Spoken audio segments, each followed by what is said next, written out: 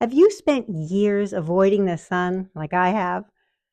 Or have you always laid out and developed that Saint-Tropez tan? Comment below. In my last video, I shared my story, sunburns, fear, then sunscreen. But the turning point recently was when I started questioning what we've been told about the sun. Today, we are looking at the research. The question is, could avoiding the sun actually be harming our health? I didn't believe it either. Not until I started reading the studies. Let's start here. Are you desperately seeking vitamin D? We all know that we need sunlight, right, for vitamin D. But I don't think we realize just how critical this is, this vitamin D deficiency. It is not rare, it's an epidemic. And the consequences? Depression, autoimmune disease, a higher risk of certain cancers, weakened immunity. Why are we so deficient? Maybe it's because we've been taught to fear the sun. More sunlight, more vitamin D. In fact, it could be more sunlight, more health. Yes. Now, here's a happy flip side. Studies from all over the world, France, Australia, Spain, Sweden, report the same pattern. More sun exposure, fewer cancers. More sun exposure, longer lives.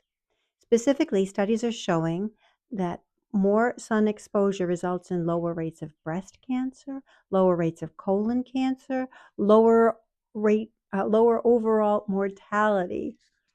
This raises a huge question. Have we been avoiding the sun for the wrong reasons? Now, hang on. I hear you. I do. You're saying, yeah. But what about skin cancer? That's the big one, right? Isn't that the number one reason we all embrace sunscreen? Well, we need to look at the types of skin cancer.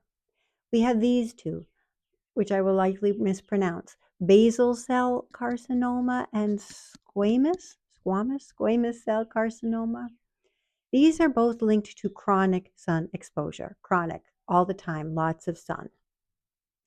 But the good news is that these cancers are rarely fatal. The other skin cancer, melanoma. Melanoma is different. It is the deadliest form. But it's not tied to chronic exposure, but intermittent, intense exposure.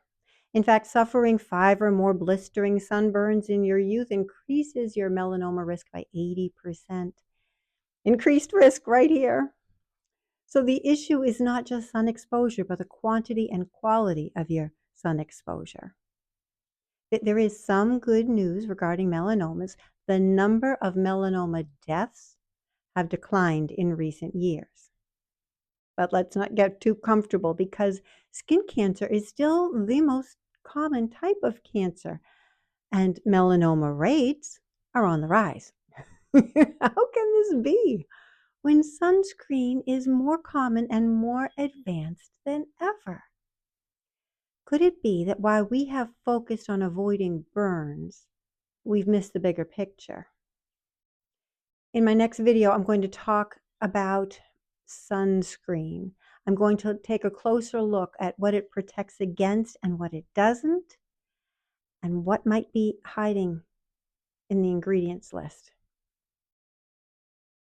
In upcoming videos, I'm going to talk to you about how I'm planning on building up my skin's resilience without fear and without sunburns. That's the plan. Subscribe, please. You don't want to miss that.